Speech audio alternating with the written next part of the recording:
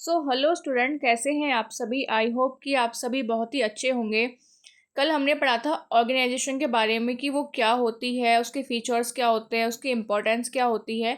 आज हम पढ़ने वाले हैं 5 फॉर्म्स ऑफ ऑर्गेनाइजेशन। तो इस लेक्चर वीडियो में हम पढ़ेंगे सोल प्रोप्राइटरशिप के बारे में।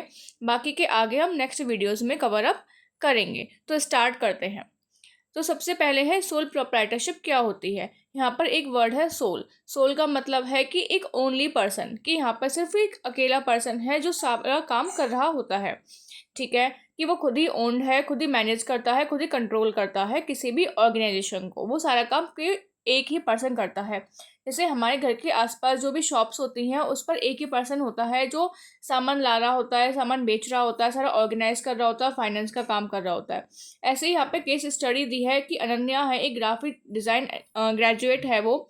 ठीक है, उसने एक कंपनी खोली हुई है अपनी इंकबेल स्टूडियो के नाम से, जिसमें उसने 8 महीने में 15 रेगुलर क्लाइंट्स बनाए हैं।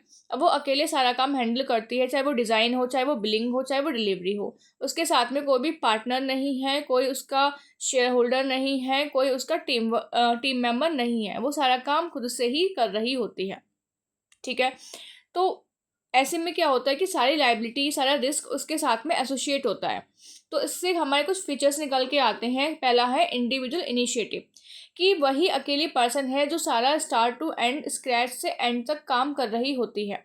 ठीक है, डिज़ाइन से लेकर क्लाइंट हैंडल करना, उनसे पेमेंट लेना, सारा कुछ मैनेज वो अकेली ही कर रही है। There is no partner, no team work, no share holders.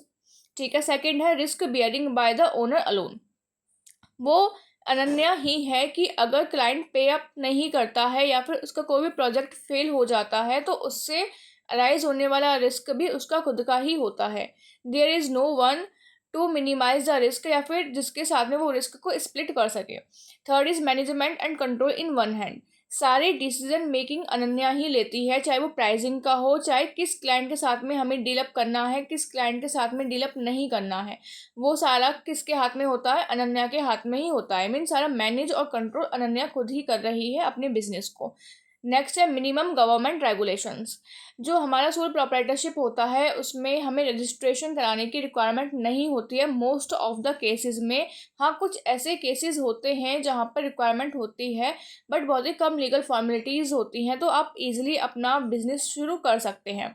Next is unlimited liability. Unlimited liability का मतलब है कि देखो यहाँ पर कोई टीम मेंबर नहीं है, कोई पार्टनर नहीं है, तो अगर इन केस बिजनेस में लॉस होता है या डेप्ट ज़्यादा हो जाता है तो जितना भी पेमेंट जाना होता है वो कभी कभी ओनर की पर्सनल असेट्स को सेल आउट करके भी जा रहा होता है। एक छोटा सा एग्जांपल लेती हूँ कि अनन्या ने 5 करोड़ का लोन उठाया था अपने बिजनेस के लिए, बट उसका लॉस हो गया है। अब उसका जो बिजनेस है वो सिर्फ 4 करोड़ है उसके पास में। अब 1 करोड़ उसको और देने हैं, तो वो कहाँ से लाएगी। अब उसके पर्सनल असेट पर अटैक किया जाएगा, उनको सेल किया जाता है ताकि वो 1 करोड़ भी रिफंड कर सके। Next is secrecy of business decision. देखो यहाँ पर सिर्फ एक ही पर्सन है जो सब कुछ हैंडल कर रहा है, वो है अनन्या। वो चाहती है तो वो सारे सीक्रेट्स अपने पास रख सकती है, क्योंकि वो किसके साथ में उसको मतलब बता नहीं रही है, क्योंकि उसका खुद का बिजनेस है। तो कोई भी पार्टनर नहीं है, तो किसी और को उसके बिजनेस के सीक्रेट्स के बारे में भी नहीं पता है कि वो किसी और को जाकर बता देगा। क्योंकि बिजनेसेस में क्या होता है कि आज वो हमारे साथ काम कर रहा है, कल को वो किसी और कंपनी में जाता है तो वो उस कंपनी में जाके हमारे सारे सीक्रेट्स रिवील कर सकता है। ठीक है, एक इंपॉर्टेंट लाइन है, अगर एग्जाम में कभी भी पूछा जाए तो आपको हमेशा लिखना है individual initiative plus unlimited liability, हमेशा मेंशन करना है, क्योंकि ये दोनों बहुत ही इंपॉर्टेंट टर्म्स होते हैं इसके। जब आप ये, ठीक है, और तो आगे बढ़ते हैं आप सोल प्रोप्राइटरशिप के मेरिट्स और डिमेरिट्स। देखो हर किसी चीज़ की ना ट्रेड ऑफ होते हैं, कुछ मेरिट्स भी होते हैं, कुछ डिमेरिट्स भी होते हैं, तो सोल प्रोप्राइटरशिप के भी हैं। मेरिट क्या है, सबसे पहली कि इजी टू फॉर्म है। ये इजी टू फॉर्म क्यों है, क्योंकि यहाँ पर फॉर्मेलिटीज़ बहुत कम है, लीगल फॉर्मेलिटीज़ नहीं है। आप बहुत ही आसान तरीके से अपना बिजनेस शुरू कर सकते हो, जब चाहे आप उसको फॉर्म कर सकते हो, जब चाहे आप उसको क्लोज भी कर सकते हो। तो बहुत ही लीगल पेपर वर्क जो है वो बहुत मिनिमाइज लेवल पे होता है। सेकेंड है बेटर कंट्रोल, क्योंकि यहाँ पर अनन्या ही सारा काम कर रही है, वही सारा कंट्रोल कर रही है कि प्राइस कितना होगा, किस क्लाइंट के साथ में डील अप किया जाएगा, पेमेंट हमें कैश में लेनी है, ऑनलाइन लेनी है। कंट्रोल सारा किसके हाथ में है, अनन्या के हाथ में है।